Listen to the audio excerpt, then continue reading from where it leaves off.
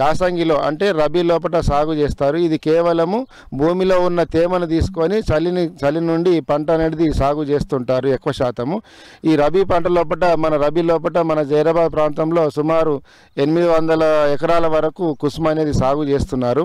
ఇక్కడ రైతులు ముఖ్యంగా మామూలుగా ఇప్పుడు ఈ రిఫైన్డ్ ఆయిల్స్ వాడడం వల్ల ఉన్న అనర్థాలను గుర్తించేసి గతంలో పూర్వకాలం లోపల ఈ కుసుమలు అనేది నూనె పట్టించుకొని తినేవాళ్ళు. ఇప్పుడు కూడా గత సంవత్సరం నుంచి ఇక్కడ సుమారు ఎక్కువ శాతం రైతులు కుసుమలు పండించుకొని వాళ్ళ సొంత అవసరాలకు నూనెను మిల్లు లోపల పట్టించుకొని నూనెను వాడుకుంటున్నారు. మనకు ఎకరాకు 4 కిలోల నుంచి 6 కిలోల విత్తనము అనేది సరిపోతుంది ఎకరాకు. ఈ విత్తనం ద్వారా మనకు దిగుబడి వచ్చేసి 5 నుంచి 6 క్వింటాల వరకు దిగుబడి వస్తుంది. ముఖ్యంగా సాగు లోపల ఉన్నటువంటి నష్టాలు అంటే దీనికి ఎక్కువ పేనుబంక అనేది ఎక్కువ అటాక్ అవుతుంటుంది.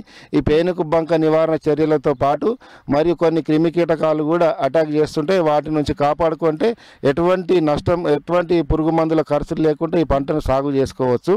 ఈ కుసుమ సాగు లోపల ఇంకా దీనికి అడుగు పందుల నుంచి కానీ కోతుల నుంచి కానీ ఎటువంటి నష్టం లేదు. ఎందుకంటే దీనికి ముళ్ళు ఉండడం చేత అడవి పందులు కానీ కోతులు కానీ దీన్ని రాకుండా పక్షులు కూడా ఎక్కువ తినకుండా మనకు కాపాడుతాయి. అదేవిధంగా ఈ కుసుమ అనేది బార్డర్ క్రాప్ కింద మిగతా పంటలకు బార్డర్ క్రాప్ కింద వేయడం వల్ల కూడా ఈ కుసుమ ముళ్ళు కుచ్చుకోవడం చేత అడవి పందులు రాకుండా కూడా ఉంటాయి. ముఖ్యంగా ముందు కూడా ఈ కుసుమ సాగు విస్తీర్ణం పెరిగే అవకాశం ఉన్నది. ఎందుకనగా ఈ పాత పంటల వైపు రైతులు ప్రజలు మళ్ళడం చేత కుసుమ మిల్లులు అనేటివి చాలా పెద్ద మొత్తంలో ఇక్కడ ఏర్పాటు చేయడం జరిగింది.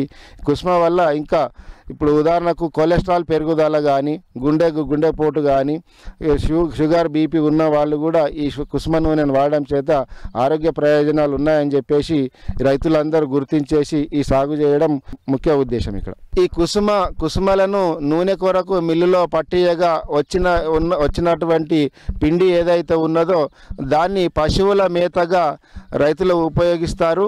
మనకు మార్కెట్లో కూడా పశువుల దాన కింద దీన్ని అమ్మడం వల్ల 2 విధాలుగా ఉపయోగం ఉన్నదని చెప్పేసి తెలియపరుస్తున్నారు.